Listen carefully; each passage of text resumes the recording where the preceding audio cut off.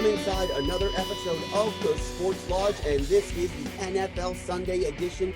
And boy, oh boy, do we have a smorgasbord of football games to watch today. But before we get into today's games, let's take a rewind back to Thursday when on the Sports Lodge we talked about how there are a lot of question marks on the Houston Texans, and everybody knew how the Kansas City Chiefs were going to show up and show out. So, just a reminder that you can take the advice from the Sports Lodge here, because that was proven on Thursday night. Lots of questions with Deshaun Watson, and without his number one option, DeAndre Hopkins, anymore, I don't know if he's going to be worth that big money contract that he signed unless they get somebody else in there, because Will Fuller is good, but Will Fuller is a number two. You need a number one wide receiver, and unfortunately, you traded that guy in the off season. This is another Sports Lodge quick hit. It's an NHL edition. It's Friday, July the 3rd. We're about a week past the NHL draft lottery, and there have been a lot of combating opinions about exactly what happened last week, and having a placeholder team actually get the number one overall selection. Welcome to the Sports Lodge Quick Hit NFL edition. It is Monday, June 29th, and we got some massive news yesterday in the NFL. Cam Newton has signed with the New England Patriots. Yes, the Patriots. I know, you can tell I'm a fan, right? If you've listened to the Sports Lodge before, if you've listened to the post-game podcast or the post-game press conference, anything I've been on, I have never made it a secret that I am a massive New England Patriots fan. That's what I got for you on the Sports Lodge. Painful loss for the Toronto Raptors in Game 7. Got to regroup and see where they can go in next year. Need more from 43. So painful loss here for basketball. Game 7, Toronto Raptors. Congrats to the Boston Celtics. Good luck in the coming rounds. And that's all we got for this episode of the Sports Lodge. I'm gonna get to my room, or get to my couch, and sit down and watch me football for the entire day. I hope you do the same. And this is a great day. NFL Sunday. NFL's back. Woo! Peace.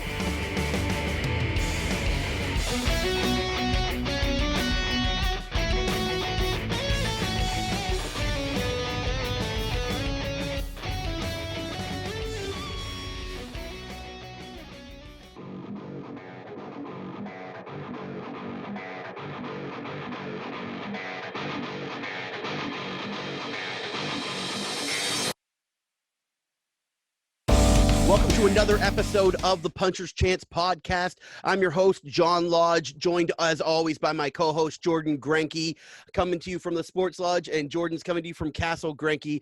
And we have a big fight night coming up on the horizon. We have a Canadian on the card that we're amped up to talk about. But man, there is a lot of storylines coming out of this card. But before we get into it all, NFL Week 1 went down, and I gotta say, I am so happy with how it turned out for the New England Patriots. And I gotta say, man, I told you so. I told you so before the game started, and I can't believe how it happened in such horrible fashion.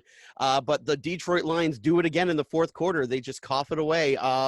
So yeah, tell me exactly what happened there with your Detroit Lions. Talking about the past fight night, and we have a lot to talk about for the upcoming one. So just going to focus on the main event here: Michelle Waterson versus Angela Hill, and Angela making being the first black woman in a main event of the UFC card. So congratulations for that. And some saying that this is right along the lines of the Claudia Gadelha fight, where she should have won this one, but she lost it by the judges. And I can tell you, I watched the whole fight. And that one judge, I don't know if he had like a pirate's eye patch on or something, or was looking down under the table, dropped his pen during a round and guessed, but he got it wrong for sure. I had Waterson winning, but I did not have her winning 4 out of 5 rounds. She looked fantastic. Her cardio was there. It just wasn't enough. She's got to finish. Yeah. right? She's not finishing, and the way I looked at it is in the first 2 rounds, I was like, uh-oh, this is going to be dangerous, right? I automatically went to sportsinteraction.com and made a bet. I said, this is not lasting all 5 rounds. Angela Hill is going to take her out by round 3, round 4 tops if this continues. But it seemed to recede rather quickly with Yeah. the pressure that Waterson was putting on her, and that the head kicks, the difference in the stances, and it almost seemed like Angela lost some power as the fight went on. She was advancing, but she was advancing without throwing anything significant. There is a lot of questions about this fight, but there's one question, Jordan, that I need an answer from you, and I know you'll have a good one. Is this fight racially charged? Wow, Jesus. Okay. I'm going to say no. And here's why I'm going to say this. I'm going to say no because even if it was, and I'm going for more of a Colby Covington thing. If this was even remotely racially charged on Colby's side, it would be for promotion only, which would be despicable. But I almost wouldn't put it past him. He's insulted people's wives, families, backgrounds, upbringings, political views, you name it. I don't think you can't stop Colby Covington from insulting part of you. The reason I would think that even if it would be Bubkiss is because that he's trained at a gym that is so diverse for so many years that it would just be putting on an act. I feel I need to expand and explain. I don't technically mean is Tyron Woodley and Colby Covington racist. I mean, is this fight racially charged in a way where Colby Covington is taking advantage of a far right group of people, right? And Tyron Woodley, just by nature, and he's talked about it, his Instagram has shown it, just by nature, is representing a group of people. So once again, I ask you now that I've explained, is this fight racially charged?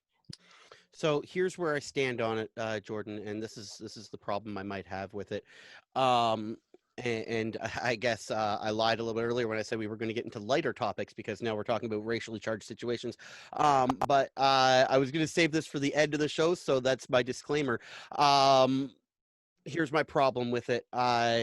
When you look back to the McGregor Nurmagomedov fight, that was a bunch of Irish people who were supercharged, and when the bad thing happened, the bad thing got worse, and it turned into a situation at Las Vegas.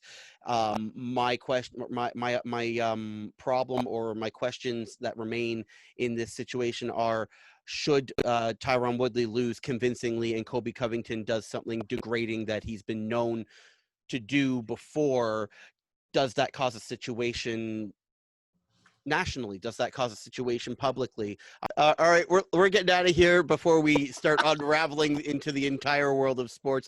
Thanks for listening, everyone. Thanks, Jordan, again for joining me on this week's episode of the Puncher's Chance podcast. We'll be back next week to break down the Colby Covington, Tyron Woodley fighting card, and hopefully our boy TJ will be celebrating a win with us.